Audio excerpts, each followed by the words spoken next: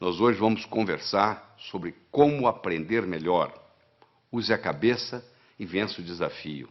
Ou, em outras palavras, como se tornar um profissional na arte de aprender. Porque a gente passa muito tempo da nossa vida estudando. Só que, infelizmente, nós não somos ensinados a como estudar, a como tomar nota em sala de aula, a como memorizar, a como se preparar para a prova, como fazer prova. E cada vez o mundo está ficando mais complexo. O volume de informação hoje dobra no mundo a cada 12 meses. Você imagina, a cada 12 meses nós nos tornamos obsoletos, porque dobra a quantidade de coisa que a gente tem que aprender. Nós somos constantes aprendizes. Essa é a grande verdade. Nós somos hoje eternos aprendizes. Antigamente a gente se formava, colocava o diploma na parede e vivia às custas dele. Hoje não dá.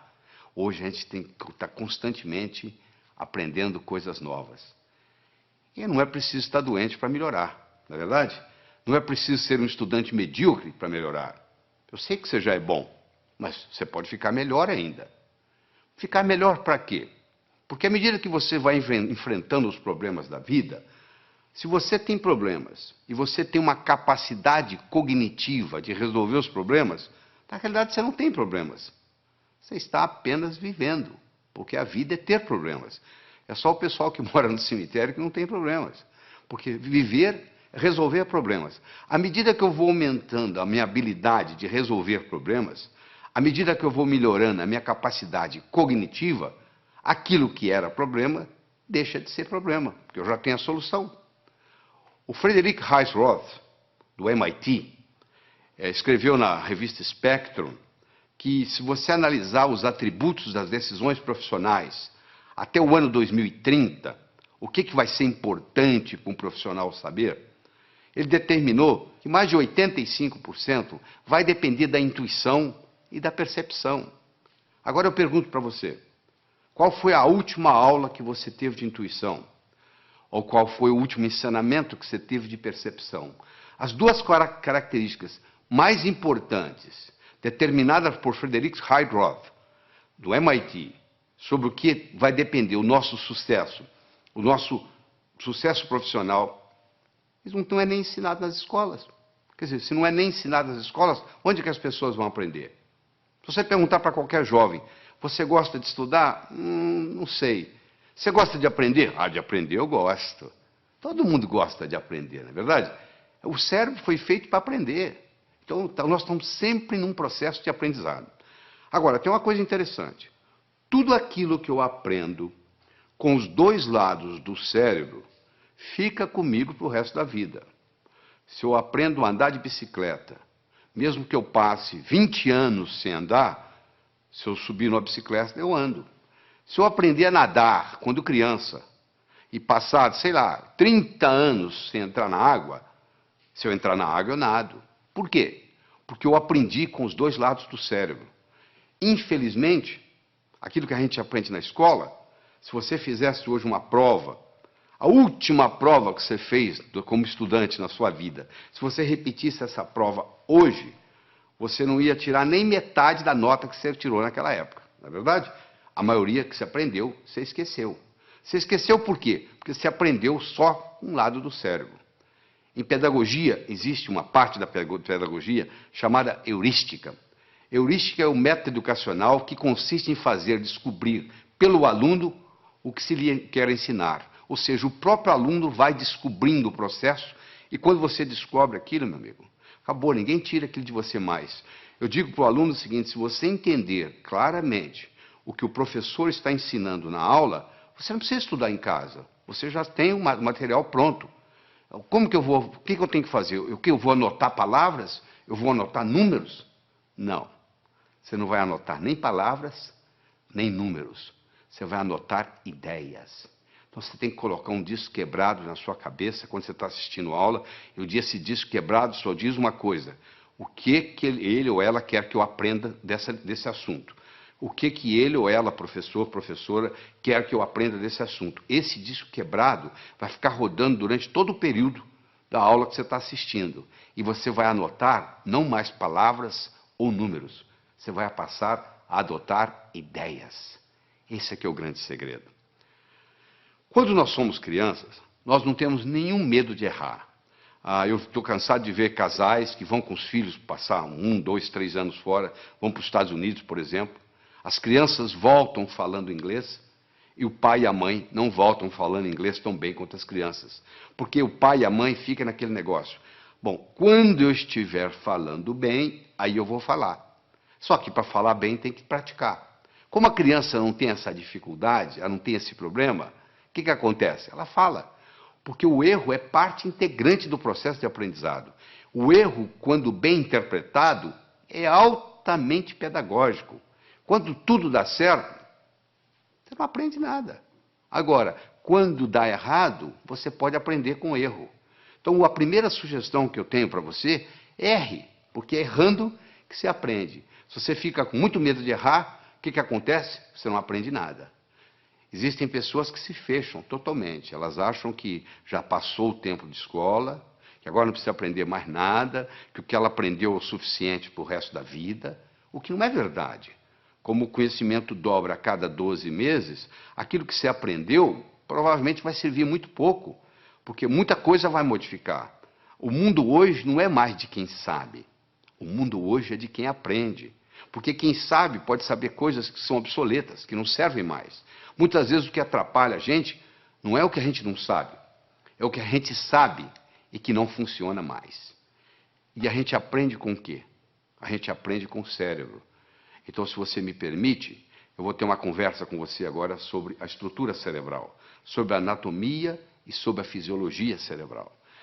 Nós temos, na realidade, dentro do nosso cérebro, dentro do nosso crânio, melhor dizendo, 3 cérebros. Nós temos o cérebro reptiliano porque nós herdamos dos répteis. Temos o cérebro neomamífero, que herdamos dos mamíferos. E temos a neocórtex, que é a parte característica dos primatas superiores, dos animais superiores, como faz parte o homem. O cérebro reptiliano é o cérebro que dá inteligência física. É o seu coração bater, é o seu pulmão respirar. Isso faz parte do cérebro reptiliano. É a temperatura do seu corpo. Tudo isso é cuidado pelo cérebro, é o cérebro físico. Já o cérebro emocional, também conhecido com o nome de sistema límbico, ele cuida das suas emoções. E, finalmente, o neocórtex cuida da parte da cognição, cuida da parte cognitiva dos primatas superiores, que é o homem. Então, nós temos um domínio sobre os outros 2, teoricamente. Porque, muitas vezes, o cérebro emocional toma conta. É aquele indivíduo tranquilo, que não reage a nada, e, de repente, num trânsito, num dia de movimento, num engarrafamento, ele sai do carro dele e mata alguém. Aí ele teve o que se chama um sequestro amigdaliano. Ou seja, a amígdala dele, a amígdala cerebral, não é a amígdala da garganta, não. A amígdala cerebral, que é parte desse sistema emocional, tomou conta. É importante você entender isso, porque a parte emocional do cérebro, ela interfere na parte cognitiva. Ou seja, para nós pensarmos bem, nós precisamos da parte cognitiva em si e da parte emocional. Nós precisamos dos 2 componentes para fazer o pensamento. Antes a gente pensava que uma coisa era separada da outra. Hoje nós sabemos que não. O cérebro reptiliano nós herdamos dos répteis. O réptil não tem emoção. Se você tiver um jacaré ou uma serpente como animal de estimação, se você ficar 15 dias fora de casa, ela não vai ficar com saudades. Você não vai chegar, ela vai banar o rabinho como o seu cachorro faz.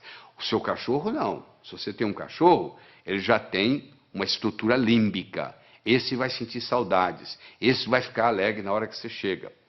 E o neocórtex, teoricamente, é para controlar tudo isso aí. Teoricamente, para controlar. Às vezes não controla.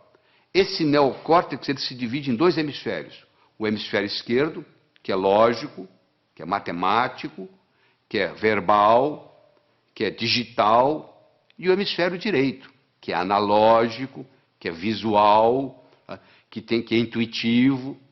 É mais ou menos assim, um passarinho para voar precisa de 2 asas. Uma parte é racional, a outra parte é emocional. Fizeram estudos em 1940 e pouco, até deu O Roger Spear, que fez o estudo, ganhou o Prêmio Nobel de Medicina, mostrando que se você seccionar uma estrutura chamada corpo caloso, que separa o hemisfério esquerdo do direito, você vê que eles têm essas funções totalmente diferentes.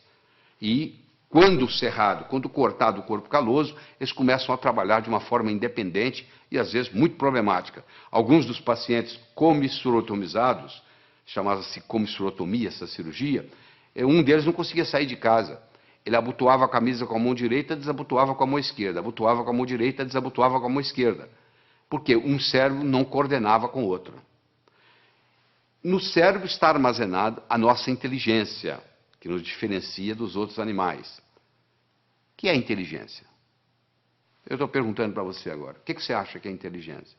Qual seria a sua definição de inteligência? Deixa eu lhe dar uma definição de trabalho. Inteligência é a habilidade em fazer distinções, fazendo visível o invisível e com isso podendo intervir. Se alguém estiver envenenando a minha água com arsênico e eu não sei, eu vou continuar tomando a água e posso morrer envenenado. Eu só vou parar de tomar a água se eu estiver consciente de que eu estou sendo envenenado. Ou seja, na hora que eu fiz a distinção que eu estava sendo envenenado, que eu parei de beber água. Aquele que pode ver o invisível pode fazer o impossível. O que eu quero dizer com isso? Se eu consigo ver algo que você não consegue, eu consigo fazer algo que você não consegue. Dá uma olhada nessa imagem que está aí na tela. O que é isso aí? Se você nunca leu um livro meu, se você não leu o meu livro Sucesso Não Ocorre Por Acaso, provavelmente você está vendo aí borrões de tinta. Eu vou dizer para você, tem mais que borrões de tinta aí. Aí tem uma vaca, aliás, uma novilha Nelore. Olha aí para você ver. Agora você viu, né? Sabe por que você viu? Porque eu lhe dei o referencial. Você está vendo as orelhas, os olhos, o focinho. Está aí a vaca. Agora que você viu, agora que você tem o referencial, agora eu posso tirar o referencial daí, eu vou tirar, continue olhando para os olhos da vaca. Olha que interessante, agora você consegue ver a vaca. Por que você consegue ver? Porque eu lhe dei um modelo antes de você olhar para a figura. Aí você olhou, você teve o referencial, e aí depois que você teve o referencial, você consegue ver independente do referencial. Ou seja, você ficou mais inteligente para ver essa figura. Você agora vai ver coisa que outros que não estão treinados não são capazes de ver. Howard Gardner, o professor de Harvard, que está lá há muitos anos, desenvolveu o conceito das inteligências múltiplas. Ele começou dizendo que havia pelo menos 7 inteligências, hoje já chega a 9. Eu quero discutir com você aqui as 7 inteligências iniciais de Howard Gardner. A primeira inteligência é a inteligência lógico-matemática, que, em geral, os homens têm um pouco mais desenvolvido que as mulheres.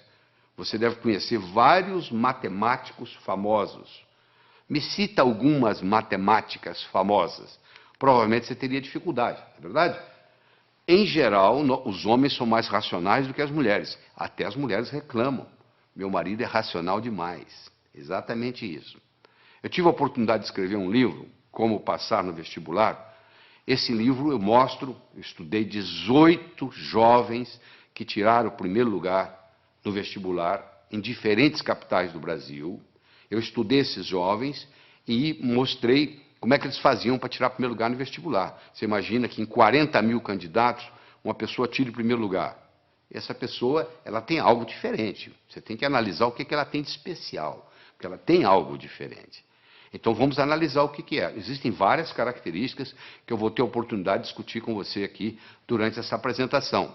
Mas uma delas é que eles tinham uma inteligência lógico-matemática diferente. Ou seja, a capacidade de raciocínio era diferente. E a boa notícia é que nós podemos desenvolver a nossa capacidade lógico-matemática. Eu vou te mostrar mais tarde como que isso é feito.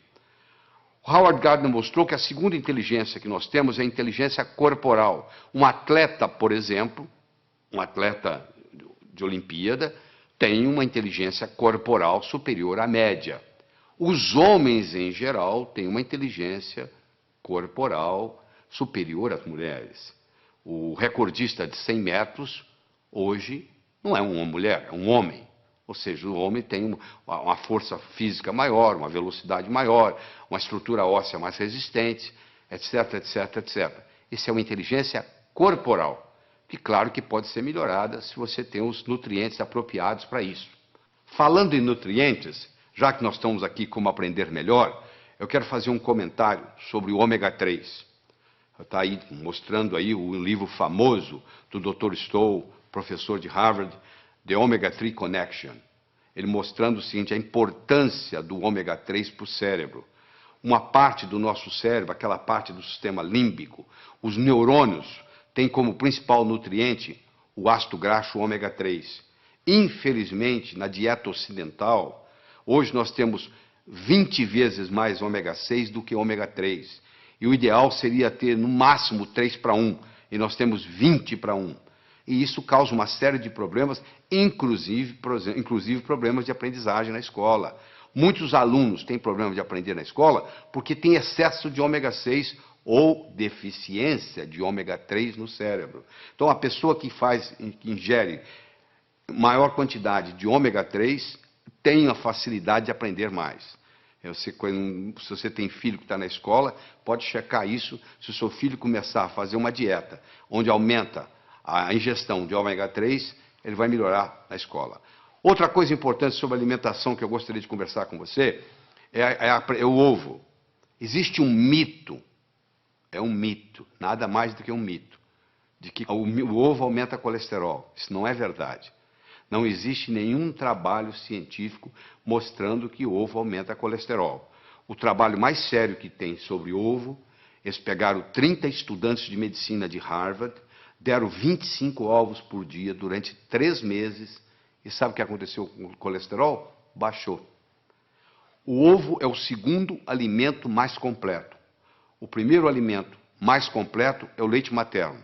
O segundo é o ovo. O ovo só não tem uma coisa, vitamina C. O resto dele é completo. Então, se você quer melhorar a sua capacidade de aprender, passe a fazer um uso mais frequente de ovos. Claro que se você fritar o ovo, o que vai causar problema não é o ovo em si, mas a fritura. Então, se você ingerir um ovo frito, se causar algum problema, não é por causa do ovo. Não culpe o ovo. Não tem nada a ver com o ovo, é a gordura que você está fritando. E eu gostaria de, en passant, fazer um comentário aqui, que hoje existem as chamadas smart drugs. Existem hoje medicamentos, claro que você tem que procurar seu médico, conversar com seu médico sobre isso, mas existem hoje medicamentos que são capazes de ajudar a aumentar a inteligência.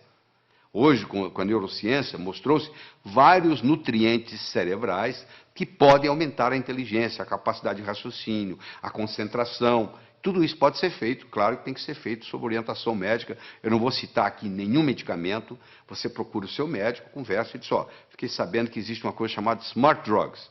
Ou melhor, entra na internet, entra no Google, digita lá Smart Drugs. Você vai ver que existe uma série de ingredientes, hoje específicos, para você aumentar a sua capacidade cerebral, fazer prevenção de Alzheimer, e etc, etc, etc.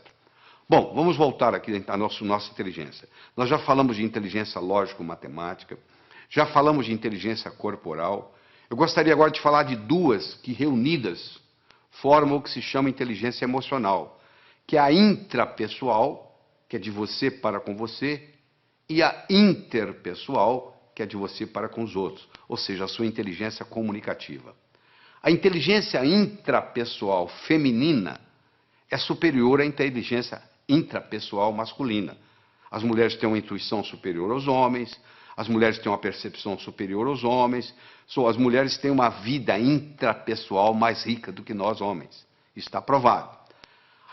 As mulheres também têm uma inteligência interpessoal superior, ou seja, a capacidade de se comunicar, por várias razões.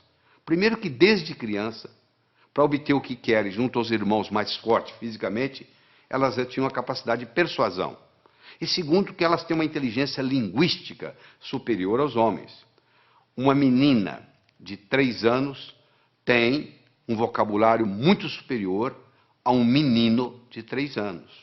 Ou seja, as mulheres têm uma inteligência linguística, e isso superior aos homens, e isso facilita no processo da comunicação. A próxima inteligência é a inteligência musical, que é mais ou menos equilibrada entre homem e mulher. E, finalmente, a 7ª inteligência que eu quero mencionar aqui é a inteligência espacial, que o homem tem superior à mulher. A mulher ficava na caverna, o homem ia trabalhar De metrô? Não. De ônibus? Não. Ele ia andando. Onde que era o escritório dele? Na selva. Ele ia caçar. Todo dia no mesmo lugar? Não. Um dia ia para o norte, outro para o sul, outro para o leste, outro para o oeste. E de noite ele tinha que voltar para casa. E ele tinha que sair fora dos inimigos, ele tinha que tomar cuidado para não confundir a caverna dele com a dos outros. Então ele desenvolveu esse senso espacial. Tanto é que quando o seu marido vai passear com você de carro e ele se perde, e você diz para ele assim, ô bem, para ali no posto e pergunta. Ele fala, não, eu sei onde eu estou. Até que ele se dá conta que ele não sabe. Aí ele fala o seguinte, eu vou parar e você pergunta, tá? Porque é uma vergonha o homem não saber voltar para a caverna. Então nós conversamos até agora sobre as 7 primeiras inteligências de Howard Gardner. A lógico-matemática, a corporal, a intrapessoal, a interpessoal, a linguística, a musical e a espacial. Agora eu quero conversar com você sobre como você aumenta essas inteligências. No processo de aprender, tem 3 modos básicos. Ou a gente aprende olhando, ou a gente aprende escutando, ou a gente aprende fazendo. Nem todo mundo aprende do mesmo modo. Tem pessoas que são visuais. Bate o olho, está resolvido. Tem pessoas que são auditivas, só precisa escutar. E tem pessoas que precisam fazer. Então você pergunta assim, tomar nota em sala de aula é bom ou ruim? Eu falo, depende do seu tipo de aprender. Se você é o tipo sinestésico de aprender, tomar nota em sala de aula vai te fazer uma diferença enorme, porque você tem que estar anotando. Agora, se você é do tipo visual ou do tipo auditivo, já não faz muita diferença. Olha que interessante. Às vezes uma família tem uma criança, um filho, todo mundo na família sabe que aquela criança é super inteligente. E a criança não se dá bem na escola. E vem reclamações, etc. e tal. E aí eles taxam que essa criança tem o que se chama de learning disability. Ou seja, tem uma dificuldade de aprendizagem. Só que essa criança, muitas vezes, ela é sinestésica. E o sistema ensinado na escola, em geral, é audiovisual. O professor, a professora, o que fala, escreve lá no quadro. E essa criança é inquieta, porque ela tem que fazer, ela é sinestésica. E ela não aprende. Não é porque ela não tem a capacidade de aprender, é porque o sistema de ensino não está apropriado a ela. Não é uma learning disability, é sim uma teaching disability. Esses que não estão sabendo ensinar. Existem testes, você pode fazer teste, eu tenho livros sobre a comunicação global, no último capítulo tem um teste, você pode olhar, você faz um teste em 10, 15 minutos, você tem uma ideia, se você é mais visual, se você é mais auditivo, se você é mais sinestésico. E isso faz uma diferença enorme, às vezes você está aprendendo do modo errado, às vezes você não é um estudante brilhante, porque você está tentando aprender num canal diferente daquele que é característica sua. Eu quero falar sobre uma outra coisa muito importante aqui, é sobre o movimento dos olhos. Você já percebeu que à medida que você vai conversando, os seus olhos estão movimentando em todas as direções? Pois é, basicamente, nós podemos colocar os nossos olhos em 9 posições diferentes. Você pode olhar para cima, para a esquerda, para o centro, para a direita. Você pode olhar na horizontal, para a esquerda, para o centro, para a direita. Você pode olhar para baixo, para a esquerda, para o centro, para a direita. Bom, vamos tirar as posições centrais, porque não tem nada a ver com a nossa aula aqui hoje, com a nossa conversa aqui hoje. Sobram 6 posições, 2 para cima, 2 na horizontal, 2 para baixo. Não é verdade? Todas as vezes que você movimenta os seus olhos para cima, você ativa a parte visual do cérebro. Toda vez que você move os seus olhos na horizontal, você ativa a parte auditiva do cérebro. E toda vez que você olha para baixo, para a sua direita, você ativa a parte sinestésica do cérebro. Então, se eu, por exemplo, quero recordar algo, qual foi a cor da camisa que eu usei domingo passado? Pode ver que na mesma hora meu olhar vai subir. Vai subir para quê? Para procurar a cor da camisa. Ora, se eu olho para cima, para a minha esquerda, olha a sua esquerda aí, olha aí no slide. Se eu olho para cima, para a esquerda, eu estou recordando coisas. Se eu olho para cima, para a minha direita, eu estou construindo coisas. Então, se eu estou estudando e eu quero memorizar alguma coisa, uma fórmula de física, por exemplo, eu vou olhar para cima, primeiro para a minha direita, para poder construir aquela forma de física dentro da minha cabeça. E depois eu vou olhar para cima, para a esquerda, para eu poder recordar, repetir aquela forma de física, até que ela fique parte da minha estrutura psicológica. Isso é muito importante entender, porque o movimento do olho facilita o processo. Olha só que interessante. A pessoa vai fazer o vestibular, vai fazer um teste, e chega lá e diz, eu dei branco. Por que ela deu branco? Porque ela colocou a cabeça para baixo, olhando para a prova, olhando para o teste. E faz essa pergunta, e ela esqueceu a forma de física. Se ela tivesse simplesmente levantado a cabeça e olhado na posição certa, ela teria resolvido o problema. Mas como ela está olhando para baixo, não teve a oportunidade de ter acesso ao campo visual, aquela forma de física não vem na cabeça dela. Então isso aí, nós podemos gastar horas e horas e horas estudando isso aqui, mas não é só a finalidade disso. Mas eu quero que vocês entendam que diz que os olhos são as janelas da alma, eu diria também que os olhos são as janelas da mente. É interessante. Todos os estudos feitos até agora, em todos os países onde foi feito, não existe nenhuma correlação entre a nota que se tira na escola e o sucesso que se tem na vida. Em outras palavras, eu posso ter um estudante medíocre, que vai ser um grande empresário, ou eu posso ter um CDF, que não vai dar nada na vida. Não existe nenhuma correlação. É importante você pensar isso. Por que não existe uma correlação? O Dr. Heath fez isso nos Estados Unidos e provou que não havia nenhuma correlação, e outros repetiram esses estudos no mundo todo. Por que não existe? Porque talvez a escola esteja ensinando coisas que não têm muita aplicabilidade. Eu digo sempre o seguinte, às vezes o que cai na prova não cai na vida. Quer dizer, você estuda aquilo de uma forma para fazer na prova, e depois não tem nenhuma aplicabilidade na vida. O homem não constrói fora de si nada que não tenha dentro de si. Se eu não tiver um conhecimento pragmático para executar, às vezes o conhecimento que eu tenho ele é abstrato, ele é um conhecimento do pescoço para cima, ele não tem muito impacto na minha vida. Eu adoro uma analogia que eu faço, que é do indivíduo atravessando um cabo de aço de um prédio para o outro. O que precisa? 3 coisas. Eu preciso querer, se eu não quiser, eu não ando. Eu preciso saber, se eu não souber, eu vou cair. E eu preciso de cabo de aço. Eu posso querer, eu posso saber, mas se não houver cabo de aço, não tem jeito. Tem muita gente querendo ganhar dinheiro, sabe ganhar dinheiro, mas não surge a oportunidade. Então, o nosso desempenho, ele vai depender da nossa motivação, ele vai depender da nossa competência, ele vai depender da nossa oportunidade. A motivação é o querer, a competência é o saber, e a oportunidade, no caso aqui, é o cabo de aço. Então, você, para ser um bom estudante, você tem que estar motivado. Só motivado não adianta. Tem muita gente motivada, mas desmotiva logo, porque não tem a estratégia, não tem a competência de desenvolver o processo. Então, não tem um modelo. Então, deixa eu falar para você de modelo.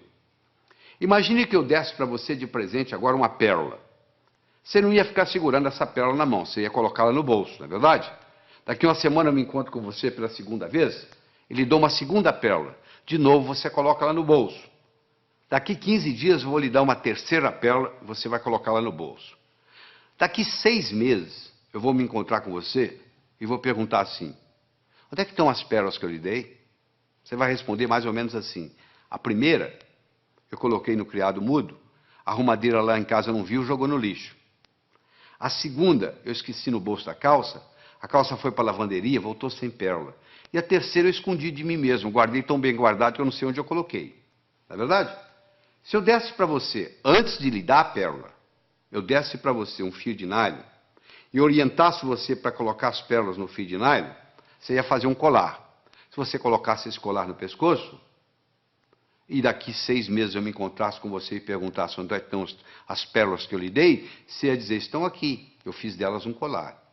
Meus amigos, você que está aí assistindo, olha só, as pérolas são ideias. O cemitério está cheio de gente que teve boas ideias. Ou não fez nada com elas, ou estragou a vida. Eu já vi muita gente estragar a vida por causa de uma boa ideia. Se eu tiver uma boa ideia, mas não tiver um modelo por trás, é um desastre.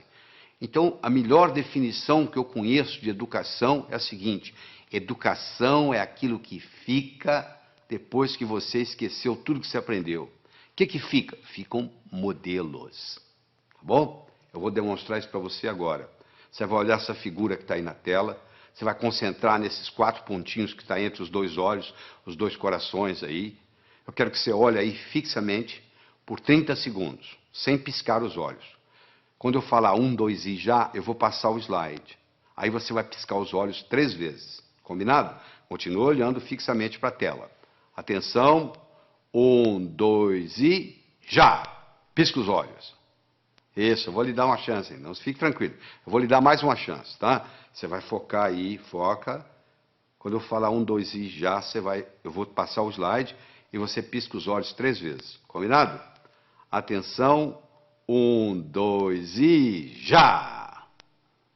E aí, o que você viu? Você está vendo a imagem de Jesus Cristo? Mas essa tela está em branco, não tem nada. Você está tendo uma experiência de uma realidade virtual. Isso que está acontecendo aí, uma realidade virtual. Mas se você não tivesse visto antes esse slide, você não ia ver essa realidade virtual. Ou seja, eu tive que primeiro criar no seu cérebro um modelo de contraste para depois você poder ver isso. Entendeu como é que funciona a coisa? Então, quando eu tenho um modelo, fica fácil eu identificar. Eu vou confirmar isso agora com você. Escolha qualquer número, pode escolher o que você quiser. Pega um papel, uma caneta para você fazer esse exercício, se for o caso. Eu quero que você escolha qualquer número entre 17 e 77. Quero que você acrescente 7 a esse número. Acrescentou? Muito bem. Eu quero que você multiplique a soma por 2. Então você vai escolher um número entre 17 e 77, você vai acrescentar 7, você vai multiplicar a soma por 2, dessa soma você vai subtrair 4. Aí agora você divide o resultado por 2. Então você escolheu o número, você acrescentou 7, você multiplicou a soma por 2, você subtraiu 4 e você dividiu o resultado por 2. Agora você subtrai o número original. Subtraiu? Pois é, você sabe qual é o resultado? Não precisa falar não que eu já sei. 5. Sabe por que eu sei? Porque eu criei um algoritmo cujo resultado dá 5. Você quer ver? Olha só, eu criei um algoritmo assim. Você escolhe um número X, você acrescenta 7 a esse número, tá certo? Aí você pega esse resultado, x mais 7, multiplica por 2, dá 2x mais 14. Você pega esse 2x mais 14, você tira 4, dá 2x mais 10. Você pega esse 2x mais 10, divide por 2, dá x mais 5. Você tira o número original, que é x, o que sobra? 5. Não é mágica, não, isso é tecnologia. O resultado vai dar 5, não tem nenhuma dúvida. Então, eu criei um algoritmo cujo resultado é 5. Do mesmo modo que eu posso criar um algoritmo para ter sucesso profissional, e o resultado vai ser sucesso. Então, quando eu tenho um algoritmo, quando eu tenho um programa testado, e eu coloco aquilo na minha estrutura psicológica, o resultado é muito simples. Quer ver? Eu vou fazer mais um teste com você. Eu quero que você conte quantos triângulos você consegue ver nessa figura. Eu sei que tem triângulos aí, os mais variados. Ó. Tem o triângulo AG, AGB, tem o BHC, e assim vai. Se nós pudéssemos ficar aqui uma meia hora conversando, você ia começar a descobrir triângulos para cá. Você diz, peraí, tem um triângulo aqui que é o ADB que eu não contei. Ih, peraí, tem o AEB. Olha, vai aparecendo, vai aparecendo, vai aparecendo. E eu quero saber se hoje o salário seu desse mês depende de você descobrir quantos triângulos tem aí. E eu vou obter resultados diferentes, dependendo do aluno que tiver, ou quem estiver fazendo isso. Mas se eu lhe der um modelo que eu vou dar agora, olha só que bonito. Nós temos 10 triângulos simples. Olha lá, o triângulo AGB, BHC, CHI, CID, DIJ, DJE, EJF, EFA, AFG e chega no AGB. Ou seja, você conta, tem 10 triângulos simples. Muito bem. Tem 10 triângulos duplos. O que é triângulo duplo? Eu tenho um triângulo que é o AHB, que é um triângulo duplo, ele tem 2 dentro dele. Eu tenho um triângulo que é AFB, ele também é duplo. Em cada base eu tenho duplos. Se eu tenho 5 bases, 5 vezes 2, 10, eu tenho 10 triângulos duplos. Eu tinha 10 triângulos simples, agora eu tenho 10 triângulos duplos. Eu tenho 5 triângulos grandes, como o ADB, como o BEC. E assim vai, você vai como CAD, são triângulos grandes, são 5. Então eu tinha 10, com mais 10, 20, com mais 5, 25. Eu agora tenho os chamados triângulos triplos. O ABC é um triângulo triplo, o BCD é um triângulo triplo. E cada triângulo triplo, no seu oposto, tem um outro triângulo. O triângulo triplo ABC tem o AJC, olha aí. O triângulo triplo BCD tenho o B, F, D. Isso, como eu tenho 5, 5, 10.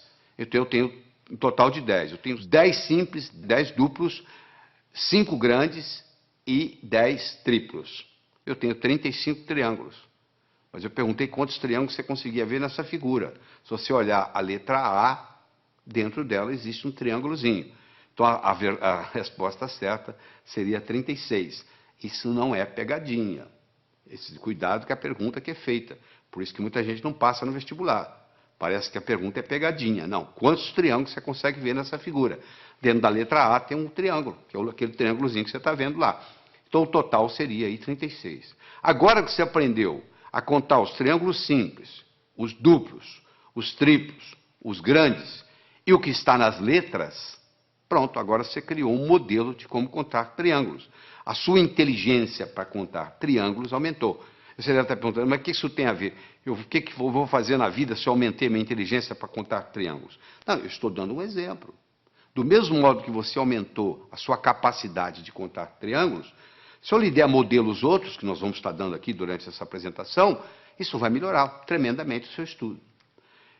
Eu mencionei que eu escrevi um livro chamado Como Passar no Vestibular. Esse livro foi fruto de um trabalho onde eu trouxe a São Paulo 18 jovens que tiraram o primeiro lugar no vestibular em diferentes capitais do Brasil. Eu trouxe 19 professores de cursinho, com pelo menos 15 anos ensinando gente a passar no vestibular, e vários vestibulandos, primeiro aluno de turma de grandes cursinhos em São Paulo. Durante 12 horas, nós respondemos apenas uma pergunta. O que faz um jovem passar em primeiro lugar no vestibular? E depois de toda essa análise, nós descobrimos 3 coisas básicas que existem em todos os que passam em primeiro lugar. Primeiro é a autoconfiança. Só a autoconfiança não faz você passar no vestibular. Sem autoconfiança, você não passa no vestibular. Então, nós vamos ensinar a desenvolver a autoconfiança. Isso é importante. Aquele branco que dá na prova, muitas vezes, é falta de autoconfiança. Então, a autoconfiança é fundamental. Todos esses jovens que passaram em primeiro lugar no vestibular tinham confiança de que iam passar no vestibular. Essa é a primeira coisa. Segundo, todos eles tinham motivação para estudar. O vestibular não era um obstáculo, era uma etapa.